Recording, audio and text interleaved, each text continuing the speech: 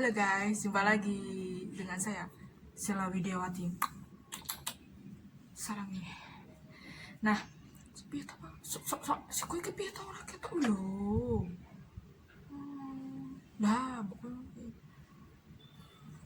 biasanya yaitu tipe manajer dalam syariat agama Islam. Nah, tipe manajer di dalam syariat agama Islam ini juga tentunya diatur lah ya. Nah, di sini itu ada 4 tipe manajer dalam syariat Islam. Nah, kita bahas yang pertama. Nah, yang pertama yaitu ketegasan. Yang kedua yaitu musyawarah, yang ketiga yaitu keterbukaan, dan keempat yaitu paham. Nah, kita menuju yang ke pertama dulu. Nah, yang pertama yaitu ketegasan.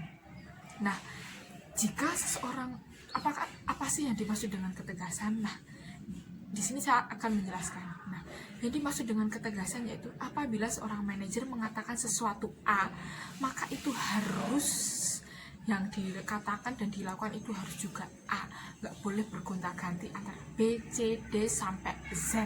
Jadi kalau A harus tetap A. Nah, kemudian dalam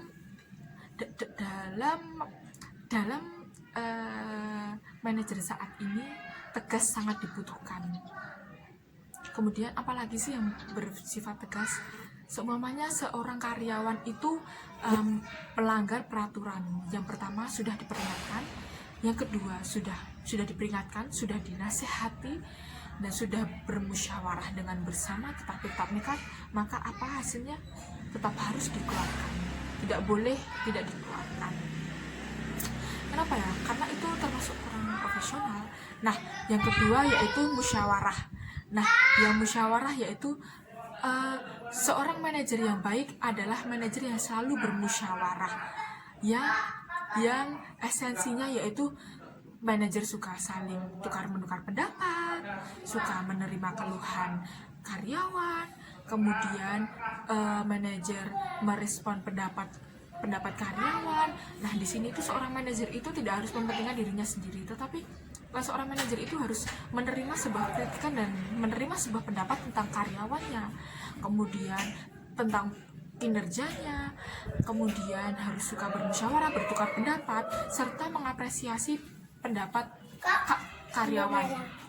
Nah, di sini yaitu harus merespon pendapat. Di sini tuh jadi seorang manajer itu mengerti apa yang dirasakan oleh karyawannya, apakah dia sedih, bahagia, senang, dan lain-lain. Dan selanjutnya yaitu yang ketiga yaitu keterbukaan. Nah, di sini keterbukaan di sini pernah dicontohkan oleh Umar bin Khattab dalam sejarahnya, yaitu Umar bin Khattab pernah mengumpulkan wanita-wanita dan pemuda-pemuda, karena pemuda yang masih single, masih jomblo di sini dikumpulkan, guys. Nah, jadi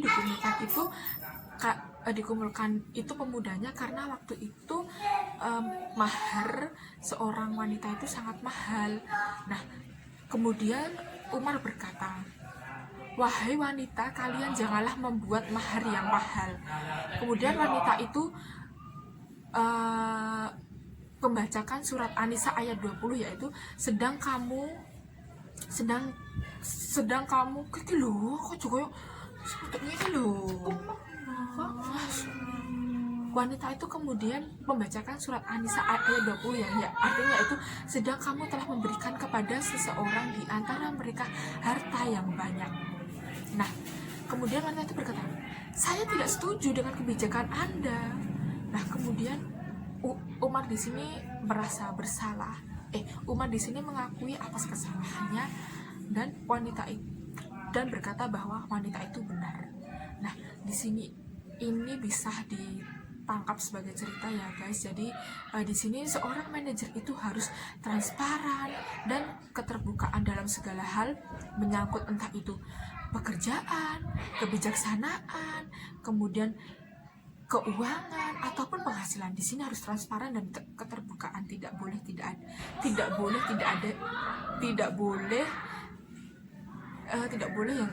tidak boleh ada yang tertutupi. Nah, itu maksud saya. Nah, yang selanjutnya yaitu paham. Apa sih paham di sini? Maksudnya yaitu pemahaman yang mendalam terhadap tujuan organisasi. Suatu manajer itu harus bingits paham tentang suatu visi misi organisasi yang yang dia lakukan di situ itu. Nah, jadi visi dan misi ini dari organisasi harus dipahami betul bingits dalam sebuah manajer. Karena apa? Organisasi dengan manajer yang memahami adanya visi misi itu, maka organisasi akan berjalan dengan lancar jaya, kemudian bisa berjalan dengan sukses, meraih kesuksesan dunia akhirat. Maka semua yang berjalan itu akan berjalan dengan lancar, terstruktur dengan baik, dan bekerja dengan sesuai apa yang telah direncanakan di awal. Terima kasih. 'Cause nobody's perfect, darling. But no, there's no